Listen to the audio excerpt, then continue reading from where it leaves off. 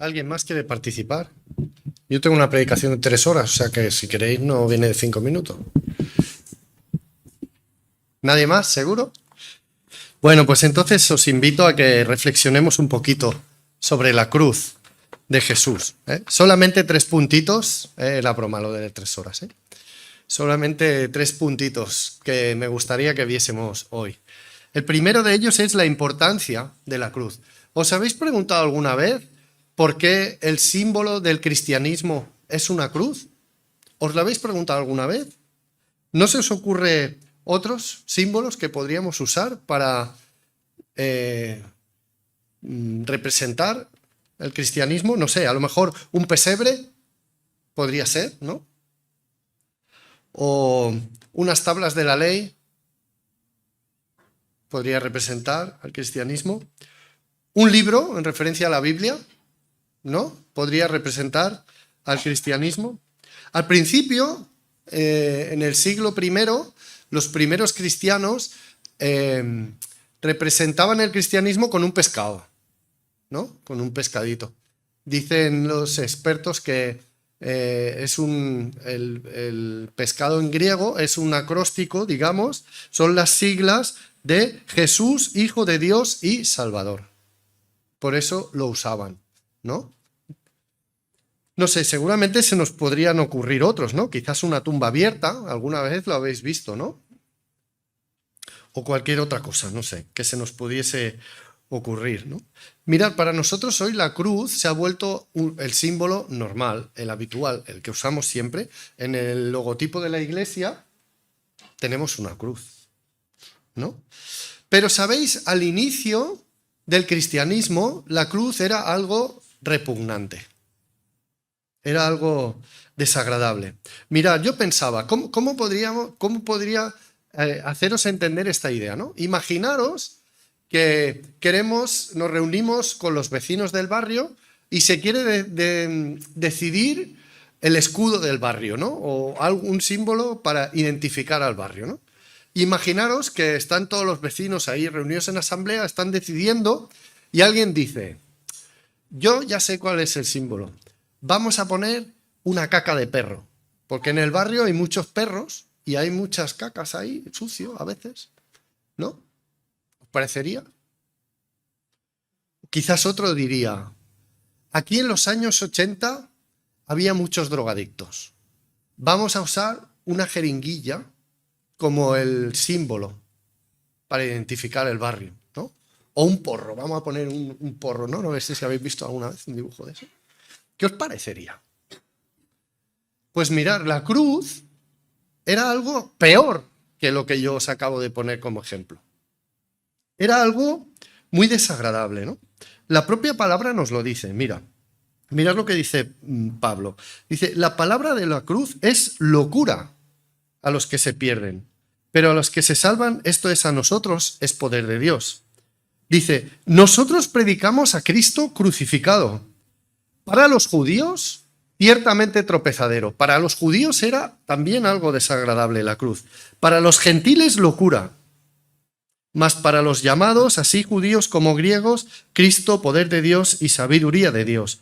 Porque lo insensato de Dios es más sabio que los hombres, y lo débil de Dios es más fuerte que los hombres. Nadie cuerdo en el primer siglo, nadie que no estuviese loco en el primer siglo, hubiese escogido la cruz como símbolo de nada bueno. La cruz era un método de tortura, hemos visto ahí el vídeo, ¿no? Un poquito. Era un método de tortura, pensado no solo para castigar a alguien, ¿no? Que era una de sus finalidades, sino para avergonzarle y para humillarle públicamente. Esa era la finalidad de la cruz y servía para mandar una advertencia a todos los que pensaban en hacer lo mismo que el ajusticiado había hecho. Por eso, cuando se crucificaba a alguien, lo que se hacía era desnudarle. A nosotros, fijaros que muchas veces cuando vemos vídeos como el que hemos visto, o vemos películas, o vemos imágenes, esto se nos hace tan desagradable que nunca aparece Jesús desnudo. Pero la realidad es que probablemente fue crucificado completamente desnudo, porque formaba parte de la vergüenza que se quería infligir a la persona que era crucificada. Y entonces se colocaba un cartel que indicaba los cargos por los que esa persona había sido crucificada. Y cada uno de los que pasaba, porque se le ponía en un lugar de paso, un lugar donde la gente concurría, pues los que pasaban leían los cargos y se burlaban y se reían de aquel que estaba allí crucificado. Le insultaban, le escupían, se reían de él. Todo esto lo vemos en los relatos bíblicos de la crucifixión de Jesús. Y todo esto duraba muchas veces por días. La persona resistía ahí ahogándose lentamente durante quizás 2, 3, 4 días. Y entonces nos podemos preguntar por qué algo tan desagradable se convirtió en el símbolo del cristianismo. Pues mirad, la primera respuesta que podemos dar a esto es que el propio Jesús así lo dijo. El propio Jesús fue el que insistió vez tras vez hablando de su muerte, hablando de que debía de morir, de que era necesario. Llega un momento en el ministerio de Jesús, al principio de su ministerio, leemos en los evangelios, son sanidades, milagros, cosas que se nos antojan muy bonitas, ¿no? Hasta que llega un momento que Jesús pregunta a sus discípulos y dice, mirad, ¿vosotros quién decís que soy yo, no? Porque la gente decía uno que si era un profeta, que si era Elías, que si... La gente decía 1000 cosas, ¿no? Y les dice, pero vosotros quién, para vosotros quién soy. Y entonces los discípulos dicen, tú eres el Mesías, tú eres el Cristo, tú eres el que estábamos esperando, tú eres el que Dios ha enviado. Y Jesús les dice, muy bien, ¿os habéis dado cuenta? Te faltó decir, por fin, esto lo digo yo, esto no lo dijo Jesús. Y entonces, ¿sabéis? Lo sorprendente es que a partir de ese momento, Jesús empieza a hablarles de su muerte. Les está advirtiendo, le está diciendo, vosotros a lo mejor pensabais que yo iba a ser un Mesías que iba a luchar. No, yo soy un Mesías que va a morir en la cruz. Carlos nos ha leído el texto de Isaías 53. Yo os invito a que lo releáis en casa, ¿no? Es impresionante ese texto, ¿no? Uno lo lee y casi que se pone a llorar cuando lo lee, ¿no? Es realmente impresionante. Y eso es lo que está diciendo Jesús. Yo soy el Mesías de Isaías 53. Incluso después de muerto y resucitado, porque sabemos que Jesús resucitó. En Lucas 24 se nos relata que Jesús, yendo con unos discípulos hasta Emaús, les está hablando y les dice, ¿no era necesario que el Cristo padeciera estas cosas y que entrara en su gloria?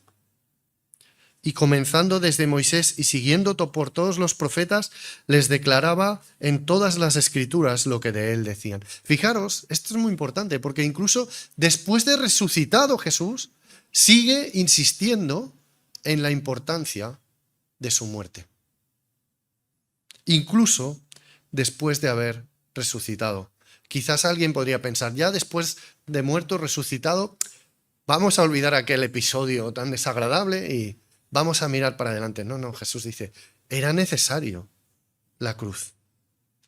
Además de Jesús, la cruz fue el mensaje de los apóstoles, tanto en sus primeros sermones, que los encontramos en el libro de los Hechos, como en sus cartas.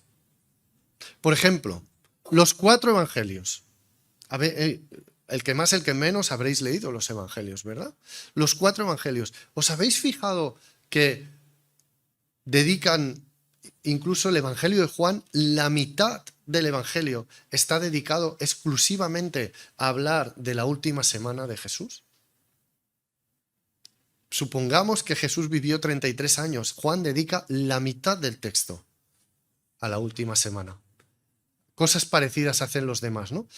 Todos explican muchas cosas, pero la última semana se le da un énfasis y se recalca muchísimo. En las cartas encontramos versículos como, por ejemplo, Pablo escribiendo a los Gálatas: «Lejos esté de mí gloriarme, sino en la cruz de nuestro Señor Jesucristo, por quien el mundo me es crucificado a mí y yo al mundo».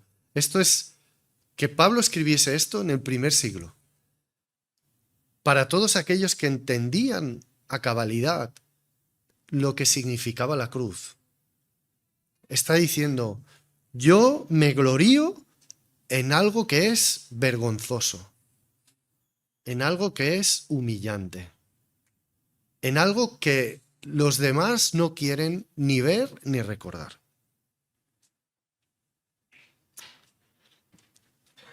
Más adelante, o bueno, en otro texto, en la primera carta de los Corintios, ya he leído antes un texto también que hablaba de esto, pero dice, en la primera carta a los Corintios, dice: «Pues me propuse no saber entre vosotros cosa alguna, sino a Jesucristo y a este crucificado». Estuvo en Corinto predicando por mucho tiempo y nos dice que su predicación siempre hablaba de Cristo crucificado. En la carta de los Hebreos, el escritor de esta carta nos dice: «Pero ahora, en la consumación de los siglos, se presentó una vez para siempre por el sacrificio de sí mismo para quitar de en medio el pecado». Fijaros, otra vez hablando de la cruz de Jesús, del sacrificio de Jesús. Pero ¿sabéis una cosa? Estos días ya estoy empezando a preparar el estudio de Apocalipsis y ya estoy leyendo algunos textos. ¿Sabéis que en Apocalipsis, cuando nos habla de que estaremos con el Señor, ¿sabéis cómo ve Juan al Señor? ¿Sabéis cómo lo ve? Lo ve, dice: «Entonces vi a un cordero que estaba de pie y parecía que había sido sacrificado». Las marcas de la cruz van a estar en el cuerpo de Jesús para siempre. Entonces concluimos que la cruz, a pesar de ser un escándalo en su significado original, es algo relevante, importante para aquellos primeros seguidores de Jesús, que no se avergonzaban en absoluto de algo que era vergonzoso, pero ellos no se avergonzaban de ello, sino que aquello se convirtió en su seña de identidad personal como creyentes. Este es el primer punto, la importancia de la cruz, ¿no? El segundo punto es: ¿quiénes son los responsables de la cruz? ¿Lo habéis pensado alguna vez? ¿Quiénes sois los responsables quiénes somos los responsables de la cruz? ¿O quiénes fueron? ¿No? ¿Por qué murió Jesús? ¿Quién causó la muerte de Jesús? Bueno, si vamos al relato bíblico, encontramos que los que crucificaron a Jesús fueron unos soldados romanos.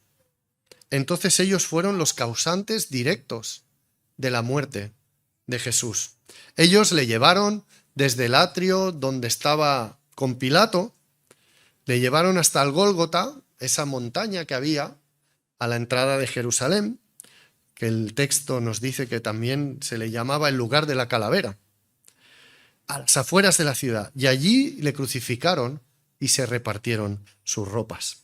Así es que podríamos decir que los responsables de la muerte de Jesús fueron aquellos soldados.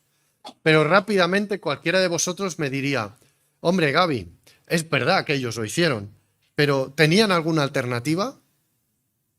¿Podían haber hecho otra cosa? No sabemos, ¿no? Pero lo que está claro es que ellos cumplían órdenes, ¿no?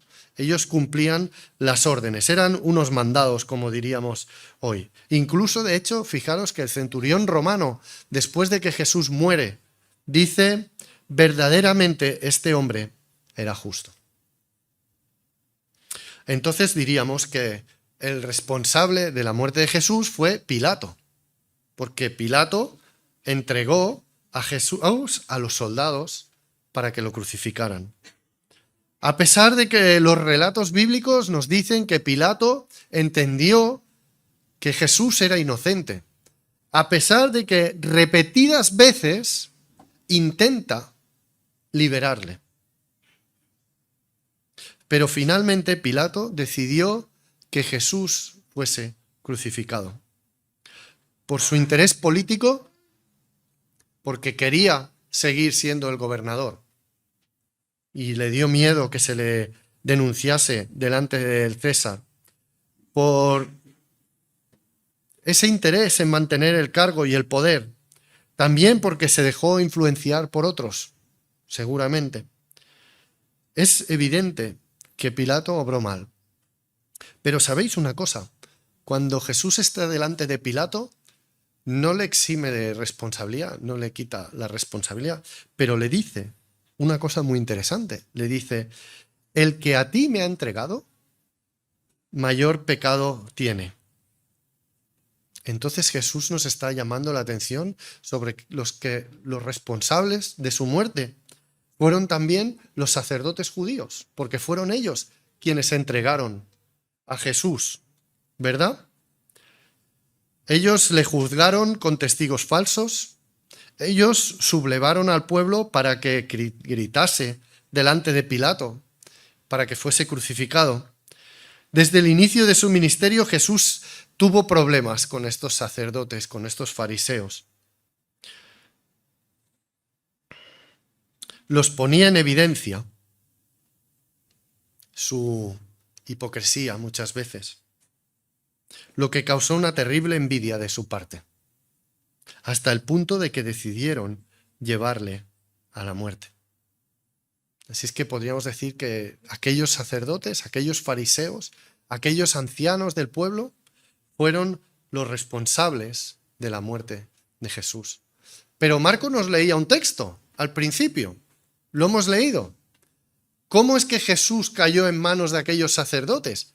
Si siempre que había querido se había escabullido de ellos. Bueno, pues Judas entregó a Jesús a los sacerdotes, ¿verdad? Las motivaciones de Judas pudieron ser varias, ¿no? Algunos comentaristas dicen que Judas era un fiel judío que quería que Jesús realmente se sublevase contra el poder romano. Cuando se da cuenta de que Jesús no va a hacer esto, quiere poner a Jesús en una disyuntiva y obligarle a decidir. Esto dicen algunos comentaristas, ¿eh? Y por eso le entregó, dicen algunos. Yo creo que quieren disculparle un poco, ¿no? Pero el texto bíblico nos habla de algo muy, muy importante. Nos dice que a Judas le interesaba mucho el dinero. Judas tenía mucho interés por el dinero. En Juan 12 se nos relata que María derrama un frasco de alabastro en los pies de Jesús y le unge. Y enseguida empiezan a haber voces diciendo que aquello es un despilfarro y que se podría haber puesto eso en la bolsa común. Y es Judas quien dice eso. Pero Juan nos dice, pero decía esto solamente porque era ladrón y tenía la bolsa y sustraía de lo que se echaba en ella. Es en ese momento que se nos dice que Judas sale de allí y va a ver a los sacerdotes y les dice, os entregaré a Jesús a cambio de dinero. Iba a recuperar lo que no había podido robar. Así es que podemos decir, si seguimos la secuencia que os he ido diciendo, que los responsables de la cruz fueron aquellos soldados romanos, fue Pilato, fueron los sacerdotes judíos, fue Judas. Pero hay una realidad detrás de todo esto, y es que somos nosotros mismos también, quienes hemos crucificado a Jesús por nuestros pecados, porque nos podemos ver reflejados en cada uno de estas personas que yo os he ido diciendo. Nos podemos ver reflejados en los soldados romanos y con facilidad eludimos nuestra responsabilidad muchas veces. Y decimos, no podía hacer nada más. Igual que Pilato, muchas veces nuestros deseos, nuestros anhelos, nos llevan a obrar de maneras incorrectas. Muchas veces, como aquellos sacerdotes, la envidia. Qué mala es la envidia. La envidia nos lleva a hacer barbaridades muchas veces. Y como Judas, muchas veces la avaricia también es un motor en nuestra vida. La realidad es que si nosotros hubiésemos estado allí, hubiésemos crucificado también a Jesús. Esa es la realidad. Se nos dice de cada uno de estos grupos, se utiliza una palabra muy concreta. Se nos dice que entregó a Jesús. Es una palabra que se repite en los diferentes textos que nos relatan esta historia. Judas entregó a Jesús a los sacerdotes. Lo hemos leído, con un beso entregas, ¿no? Ellos, los sacerdotes, entregaron a Jesús a Pilato. Y Pilato entregó a Jesús a los soldados, y los soldados le crucificaron. Quizás esto nos podría llevar a pensar que Jesús murió como un mártir, alguien que sufrió y que murió porque no le quedó otro remedio. No pudo hacer nada, quizás podríamos pensar. Pero sabéis, el Nuevo Testamento e incluso el Antiguo Testamento nos dan una visión complementaria de esta. Nos dan una visión que complementa esto. Y es que Jesús entregó su vida voluntariamente. Incluso podemos decir que lo hizo deliberadamente. Yo soy el buen pastor. ¿Sabéis cómo sigue el texto? El buen pastor su vida da por las ovejas. Por eso me ama el Padre, porque yo pongo mi vida, dice Jesús, para volverla a tomar. Y fijaros qué curioso, nadie me la quita, sino que yo de mí mismo la pongo. Tengo poder para ponerla y tengo poder para volverla a tomar. Pablo usa el mismo verbo que hemos estado viendo, que se usa para hablar de Judas, para hablar de los sacerdotes y para hablar de Pilato. El verbo entregar. Dice Pablo en Gálatas 2:20, ya lo hemos leído antes, el Hijo de Dios, el cual me amó y se entregó a sí mismo por mí. Carlos nos ha leído Isaías 53. Es un texto inevitable en un día como hoy. Pues dice en el versículo 12, dice, por tanto, yo le daré parte con los grandes y con los fuertes repartirá despojos, por cuanto derramó su vida hasta la muerte. Y fue contado con los pecadores, habiendo él llevado el pecado de muchos y orado por los transgresores. Si es que Jesús se entregó, pero hay algo más todavía. Hay algo más todavía. Pablo, escribiendo a los romanos, nos dice que fue el Padre quien entregó a Jesús. Es un texto muy conocido.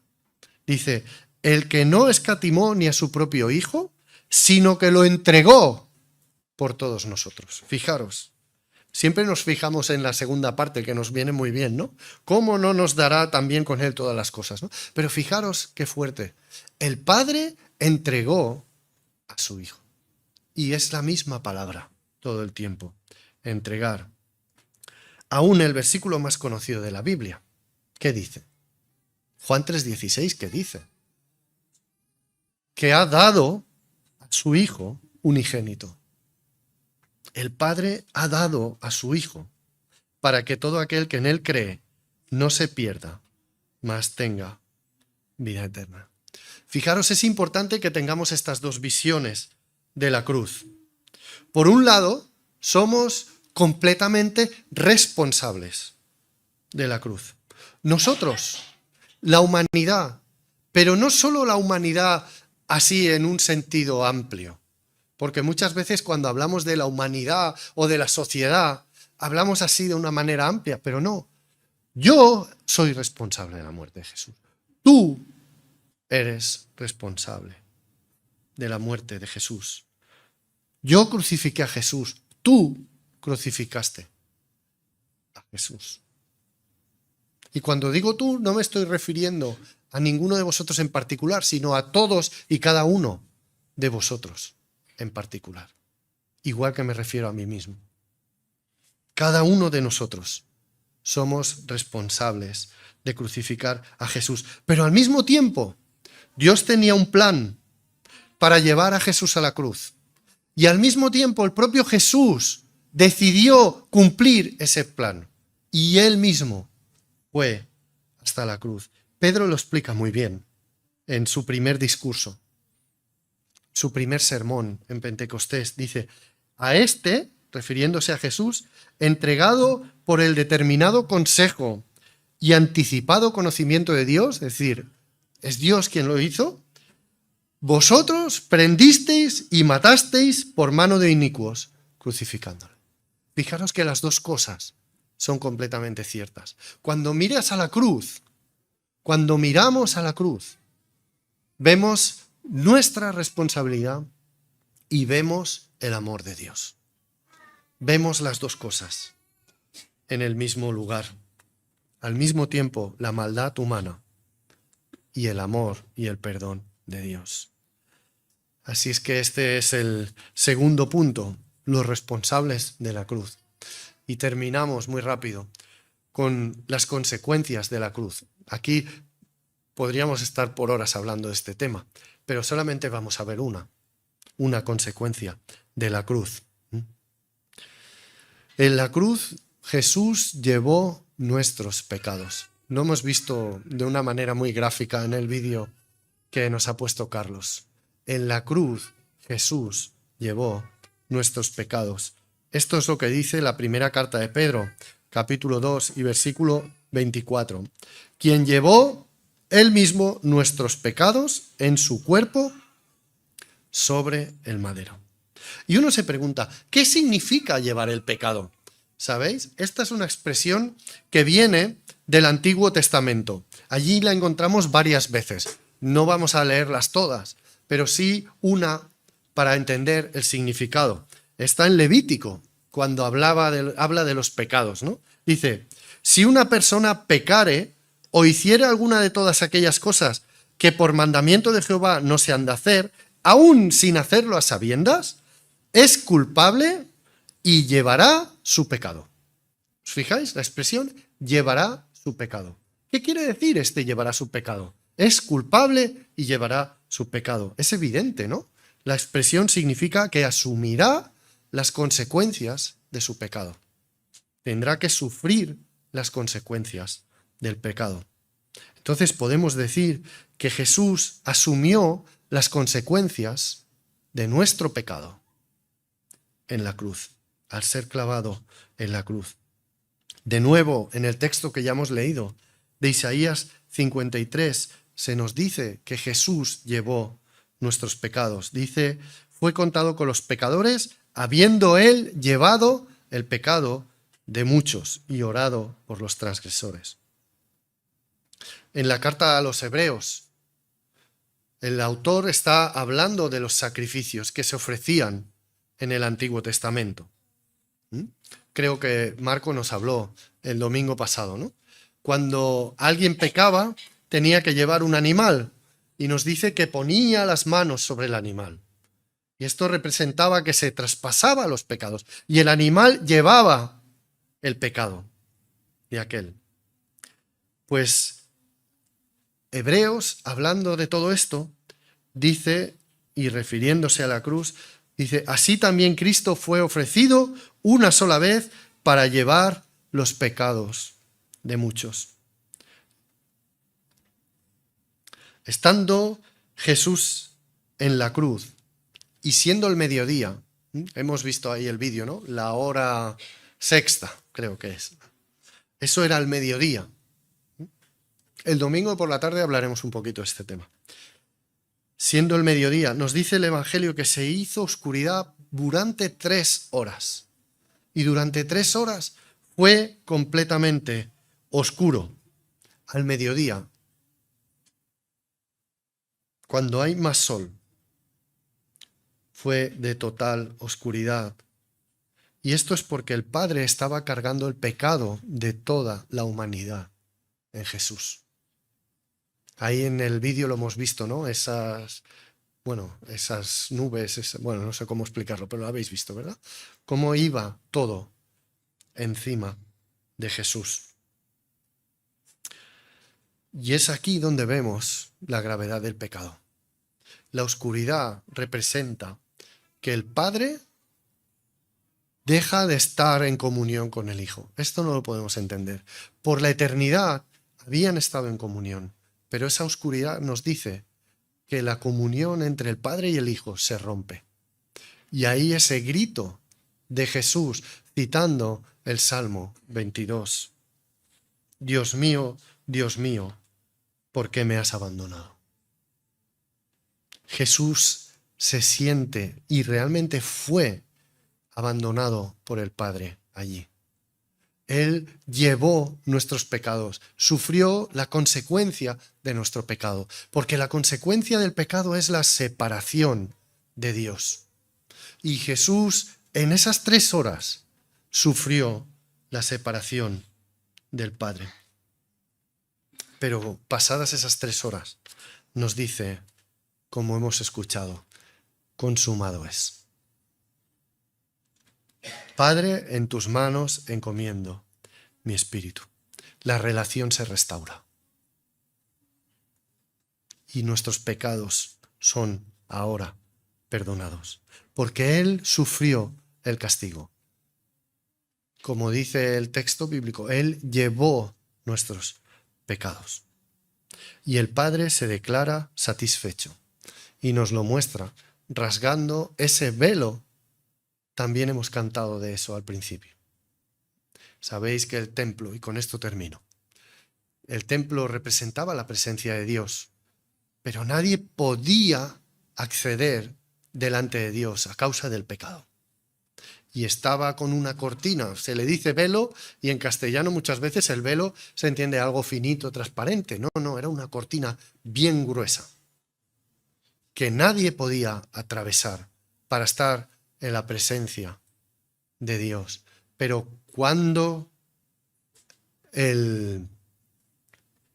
Jesús muere, se nos dice que el velo, esa cortina bien gruesa, se rasgó. Y esa es la señal que ahora podemos acceder al Señor. Él ha llevado nuestros pecados. Él ha sufrido nuestras consecuencias. Pues hermanos, que todos los que estamos aquí realmente podamos comprender eso y aplicarlo en nuestras vidas. Acudir a la cruz, como hemos cantado, ¿no? En la cruz, do primero vi la luz. Ir a la cruz, mirar la cruz, ver, como hemos dicho, nuestra responsabilidad, pero ver el amor de Dios, saber que Él ha llevado nuestros pecados y pedirle allí perdón para recibir la salvación. Que el Señor os bendiga, hermanos.